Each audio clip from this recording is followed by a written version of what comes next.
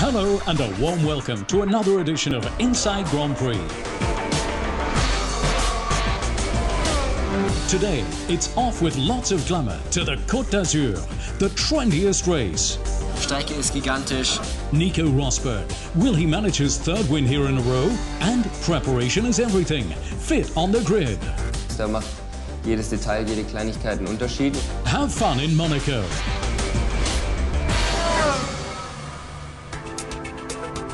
Glitz, glamour, and celebrities. Fast cars, sunshine, and luxury. Monaco. The realm of the rich combines all that the heart desires. The city-state levies neither income nor inheritance tax. For 305 days a year, the sun shines. Monaco has everything except space. It's always full to bursting. You can't dine anywhere without booking in advance, and you can't afford to anyway because it's all too dear. That's typical of Monaco. But it's also got flair, for the Mediterranean in spring has a lovely colour and mild air, and it's also definitely got something that, despite it all, keeps you coming back.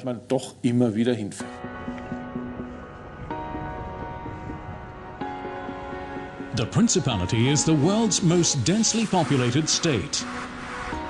Every third resident of Monaco is said to be a millionaire, and the trend is on the up. A bulging wallet is normal. A visit to the Monte Carlo casino almost obligatory. Just like riches and bling, motor racing is part of Monaco too. 7 of the 20 Formula One drivers currently live in the Principality. Felipe Massa is one who's made Monte Carlo his home. I live on a little bit more quiet place in Monaco, which is Fontvieille. So there is a really relaxing place. I have the beach in front of my house, so I go there, relax. And also means you have everything in Monaco. So you have fantastic restaurants. Sometimes I even come here in this hotel to enjoy the pool as well. So many places. I think everything is different in Monaco. The glamour, the boats, the people, very nice people, great. Pleasure, and it's a different track, so it's a great place to live as well.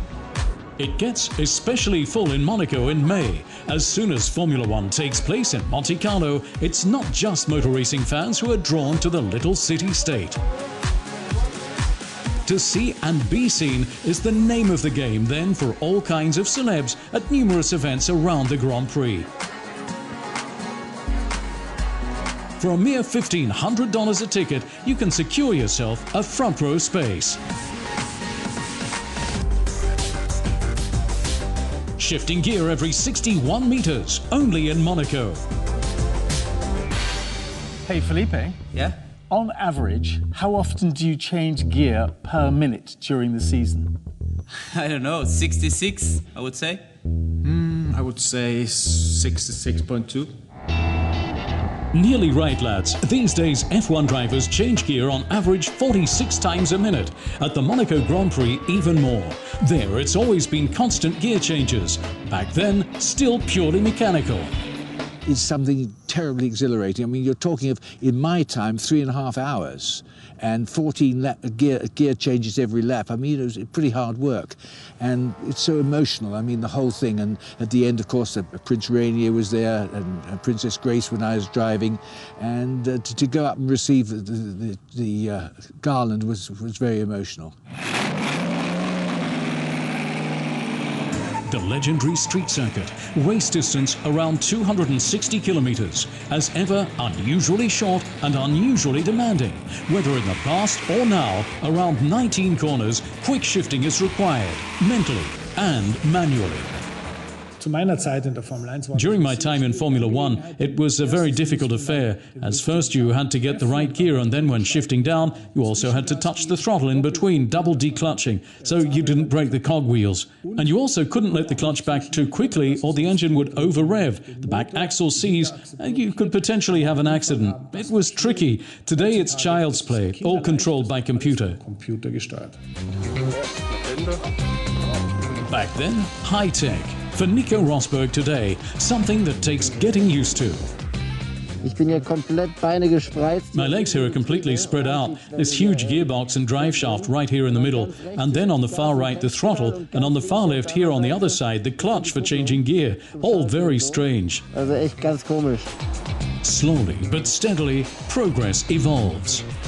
Die Getriebetechnologie hat sie natürlich Gearbox technology has naturally changed dramatically since 1955. Grundsätzlich ist ein Getriebe ein Getriebe. Das In essence, a gearbox is a gearbox. Cogwheels that transfer the characteristics of the engine to the rear axle at a certain ratio. die Art und Weise, wie man Much has changed, however, in the way that these gear shifting processes are electronically controlled via hydraulics. Above all, propulsion is no longer interrupted. You accelerate, as it were, continuously. beschleunigt sozusagen durchgehend. Especially practical in winding Monaco. By way of comparison, in Monza there are around 20% fewer gear changes than on the roads of the Principality. Average speed here, 150 kilometers per hour. So, for instance, in Monza we would use all 8 gears, and in Monaco we would use only 6 gears because the speed at the end of the straight would be much lower. The duration of a shifting process nowadays less than 30 milliseconds, thanks to changing gear with no loss of traction. 3 times faster than the blink of an eye. 500 individual parts make up the gearbox. Weight barely 40 kilos. The most important part 1.5 kilos in weight and alone worth $10,000. The clutch attached to the back of the engine, today protected from wear, previously not so. Der größte Faktor, der Getriebe kaputt gemacht The greatest factor that made gearboxes fail was the human factor, the driver. Computer-controlled gear shifting like we've got now leads to gearboxes having extremely long service lives, and thus to gearbox damage, and above all the replacing of individual gears, dock rings and so on, no longer being the way it was. mehr so ist wie früher. Despite all the progress, the top priority is still safety. Cracks can occur. Therefore, after 5 Grand Prix weekends, the rule is disassemble, check and replace.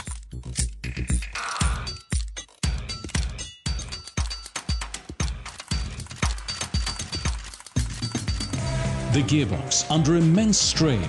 In Monaco, even more so. Shifting gear nearly 4,300 times in one race. For the untrained, aching fingers are guaranteed. And now, Nico Rosberg, win or bust. Off we go. Nico Rosberg is aiming high. He's fighting step by step out to prove himself again this season. Open and generous with the media, he happily plays to the gallery, but always chooses precisely what he posts, tweets and broadcasts. 60 floors to go. Take last year. Nico marries longtime girlfriend Vivian with no publicity. Ja, es war wirklich ein ganz, ganz schönes Erlebnis. Yes, it was a really, really lovely experience. A small group, just close friends and family in Monaco. And yes, really great. Really very emotional. A lovely feeling. Schönes Gefühl. And then we had some great celebrations. Lunch after that, and then continued to really let our hair down a bit. So yeah, and now here I am with a wedding ring. Jetzt sitze ich hier mit dem Ehering. And soon to be a dad as well. He and Vivian are expecting a girl in August. Her initial morning sickness, to Nico's good fortune, did not last long.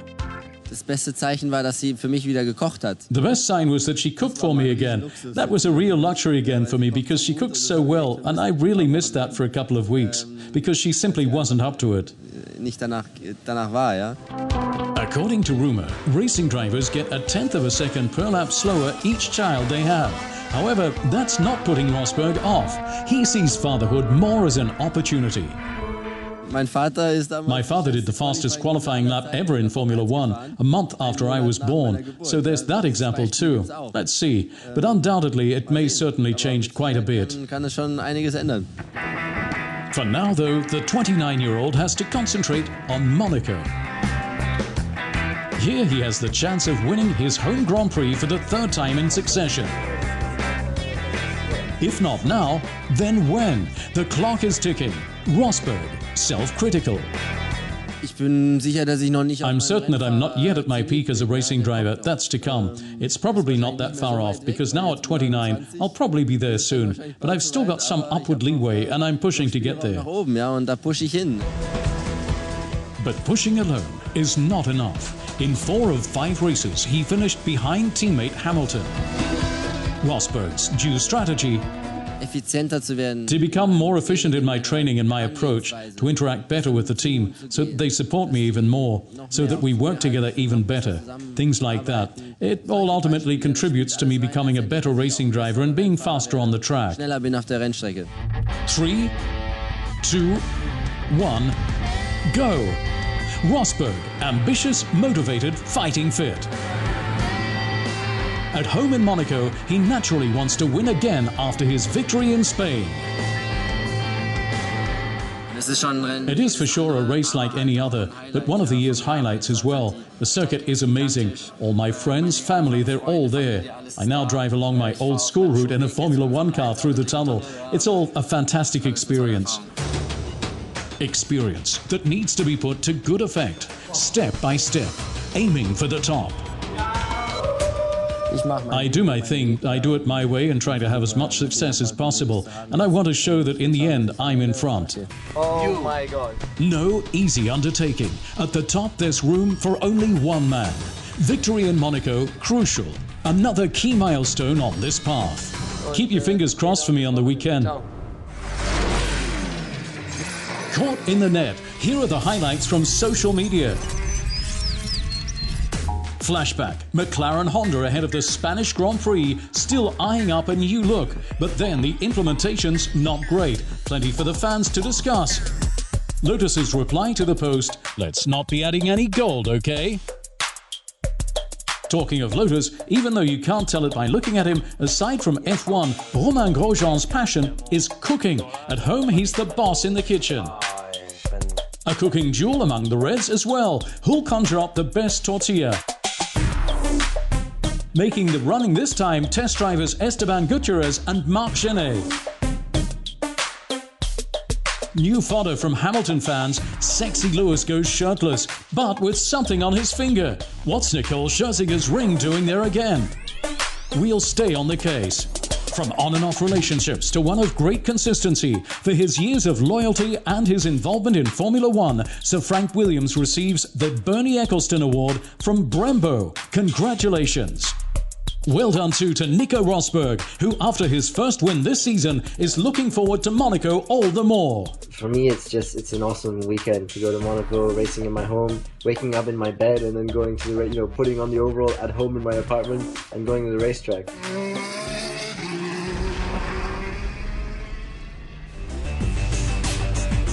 A quick pit stop, then the motorsport mecca of Monaco. Plus everything on concentration, coordination and condition. Stay tuned to Inside Grand Prix.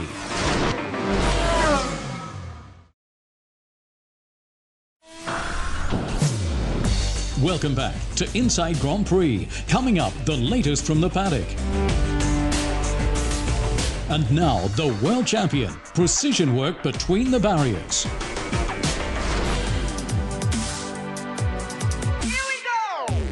The Monaco Grand Prix. Monte Carlo. It's now my home. This place is just incredible. It's the circuit that every driver wants to win at. It's easy to be distracted by people on the boats, by the glitz and glamour. This is a lap of Monaco. Driving around Monaco, it's air raising. It's the most hardcore roller coaster you can really imagine. Braking for turn one is really hard, trying to find the braking point. There's some big bumps on the way in. All the way up the hill. It's really exciting, but you can't see the next corner. It's the most mentally demanding circuit, being a street circuit. There's no room for error. There's just barriers everywhere, and it's so fast. By the time you've gotten to full throttle, you're at the next corner. You have to have a lot of confidence on the braking there. Into Casino. It's very, very tight, trying to pinpoint all and remember where all the points are. You're braking for this turn 5, which is downhill. It's so easy to kind of miss the braking point and lock up and go wide. And so as you go through that section, you've got the right, and then you're accelerating off towards the Fairmont Hotel, and you're braking nice and deep, and you're full lock as far as you can turn the steering. And then as soon as you have the chance, you get on the power and you're kind of unloading the lock, And then you're on into turn 7, which again is very slippery, so you kind of try to use as much curve as you can. Braking into turn 8, and this is an important one, you have to get the exit. Into the tunnel, which is great. Flat out through the tunnel, you can't see where you're going really, you just kind of hoping you position your car in the right place. In the chicane, very tight on the way in, accelerating up into the back. It's really hard to find the braking points. Then almost flat out through the swimming pool. Nice tight chicane afterwards. Find the braking point again for the last corner is really difficult. Very low grip here as well. Lots of power, no room for mistakes. Just wall. And that's a lap. So this year, please wish me luck.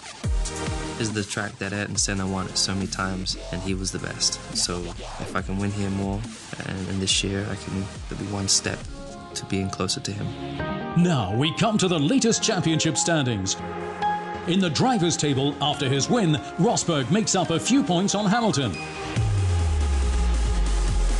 In the team championship, Mercedes are impressing this season with even more points than last term at the same time. Lewis Hamilton recorded the fastest lap in Spain and is ahead in the battle for the fastest lap award. The quickest pit stop goes again to Sebastian Vettel. His team whizzed him through in 2.2 seconds. And now, Formula One demands far more than being fit for fun. There are loads of them. Pictures of Formula One drivers doing physical exercise away from the cockpit. Triathlon, racing bike, gym work. Formula One has increasingly become Formula Fitness. When you've really arrived at the top in Formula One and want to compete with the best drivers, where the creme de la creme is, there every detail, every little thing makes a difference. And I think your dedication to the sport and how much you put into it is then ultimately decisive and also gets rewarded. And that then includes fitness as well. If you're fit, you have greater capacity in the car, greater ability to concentrate. Lots of elements there are interlinked. A key word, concentration, an absolute must in order to succeed on circuits as demanding as Monaco. A perfectly honed body in harmony with razor-sharp mind. Coordination exercises are therefore essential. Unlike other professional sportsmen, the drivers have little chance for systematic training other than when racing. However, the rule is to avoid tough training during the season. On race day, you need to be 100% relaxed and focused. The flip side is therefore training quite hard in this off-season period, trying to increase the abilities and to reach different targets, you know. Trying to change a little bit the way of training, to intensify the trainings in the gym, outdoor as well. In summary, training really hard during the race-free period. The driver then builds up his basic fitness for the energy-sapping season. A certain amount of overtraining thus definitely makes sense, inclusive of a healthy, balanced diet, of course. Nowadays, most drivers are as fit as Olympic athletes. Nico Rosberg explains why. It's extremely tough. First off, all these centrifugal forces and then primarily the heat on top of that.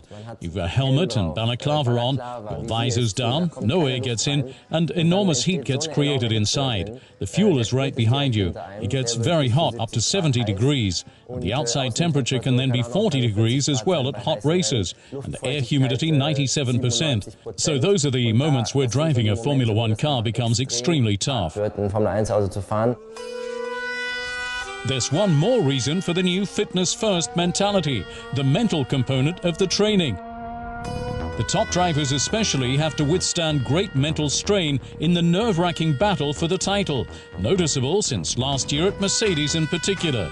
But that's the way it has to be. Mir sind keine Spitzensportler bekannt. I don't know any elite sportsman who does not approach things with incredible focus and concentration and seek personal success. Den eigenen Erfolg suchen. So it's not all some big jolly where we all go along at the weekend and play round with Formula One cars. It's incredibly competitive. Das ist unheimlich kompetitiv. In order to handle this permanent pressure, endurance sports are ideal, providing a balance, a change during which the drivers have fun and get an endorphin rush. After all, over a race weekend, some drivers don't have too much to laugh about. Monaco and motorsport, inseparable and unforgettable. A lot has changed since the days of Louis Chiron. And yet, since the 1920s, the greatest moments every year are the car races on the luxury promenade. The motorsport mecca of Monte Carlo. That was the case long before the yachts and yuppie hype, and any race series worth its salt goes racing here. Longing for a place in the fast lane sun. Since the 21st of May 1950, it has outshone all others. Monaco's Formula One Grand Prix, a classic race, is born. While the Premier is hit by wind and rain, that can do nothing to stop Juan Manuel Fangio. The rugged Argentinian is congratulated by Prince Rainier in person. As a genuine Formula One great, you have to succeed here. Stirling Moss won the street race 3 times. Unforgettable pictures, memories and duels. As in 1961, he, not yet a knight, Grace Kelly, long since no longer a commoner. I think probably Monaco 1961 was one of the highlights, certainly, because I had this race 100 laps around Monaco, and never was there a bigger gap than 3 or 4 seconds between myself and the Ferraris, which I had to beat. And I managed to lead them, and I thought they were just holding back until the very end, but they weren't, and thank God I won the event. So that was overexciting, actually. Formula One Grand Prix to some, Monte to others. It's like football or rugby. First staged over 100 years ago during the mild coastal winter, the Monte Carlo Rally raced around the surrounding hills and, of course, on the roads. Enough to have an old master waxing lyrical. Fascinating. I was going to say shit. It's fast. It's incredible. Luckily, you're sitting very low in the car. You don't see what's going to happen next. The thrill of Monaco, something you never forget. And whenever icons like Jackie Stewart get in a car today, Monaco's legends always go with them in the fans' hearts. Triumphs and spectacular moments of shock, such as in 1982, Alain Prost's crash while leading the race. Nevertheless, the Frenchman won the classic 4 times. And today, as team principal with his son, is continuing the legend in new ways. Formula E is for the first time taking on the battle through the lanes electrically. When you look at the calendar, there's some races, you know, you really want to do well. Miami for me was one of them, and Monaco is another one. You know, I really want to win in Monaco. With an innovative motor on historic terrain, Renault design, McLaren electronics, Williams batteries. Big Formula One names are plugging into the Formula E cars. And at the wheel too, lots of familiar faces whistle round the corners. Monaco is I can call it my hometown race, because I've been living in Monaco now for 5 years.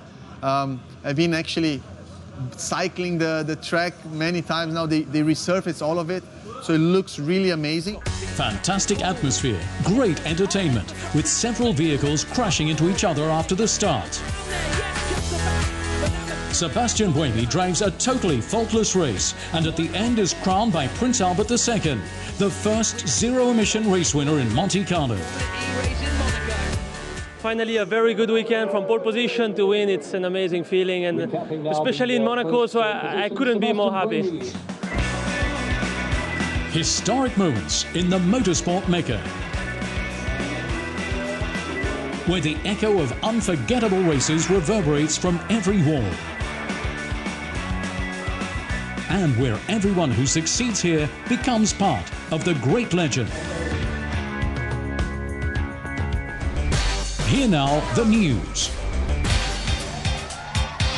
14 1-2 wins for Nico Rosberg and Lewis Hamilton. The two thus draw level in the statistics with Alain Prost and Ayrton Senna, who in season 1988-89 also took first and second place 14 times.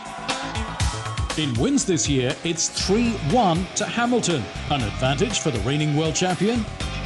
Ich glaube auf keinen Fall, dass Nico Rosberg... I don't think at all that Nico Rosberg can be regarded per se as a kind of number two to Hamilton. Nico Rosberg ist ein Kämpfer. Nico Rosberg hat bis jetzt... Nico Rosberg is a fighter, and to date in his career has always been able to set his own bar higher and has also never looked totally out of place in comparison to any teammate. Schlecht ausgeschaut gegen einen Teamkollegen. For me, he's on a par. Ist ebenbürtig. The best Spaniard? No, not Fernando Alonso. He retired on his home track with a technical problem. His tear-off visor had got caught in the brake shaft. No points again for McLaren, the brutal reality. The most successful Spaniard was thus Carlos Sainz Jr. After a great final spurt, the Toro Rosso driver took 2 points in his home race. Respect. A new theme park is being built in Spain, Ferrari Land, opening in 2016. Sebastian Vettel at the laying of the foundation stone south of Barcelona. Ferrari's fastest man announcing Europe's highest and fastest roller coaster. It's a great chance to give the emotion and the feeling to the people with some of the rides. As I understand, there will be one exciting ride which accelerates very quick and launches up to more than 100 meters. So it should be quite exciting. The hardest braking point on the Circuit de Monaco lies ahead of the Nouvelle Chicane. After the tunnel, the driver has to brake down hard, decelerating by 224 kilometers per hour over just 139 meters inside 1.68 seconds. 1,810 kilowatts of power released in the process. 4.6 G is exerted onto the driver while he pushes with 142 kilograms onto the brake.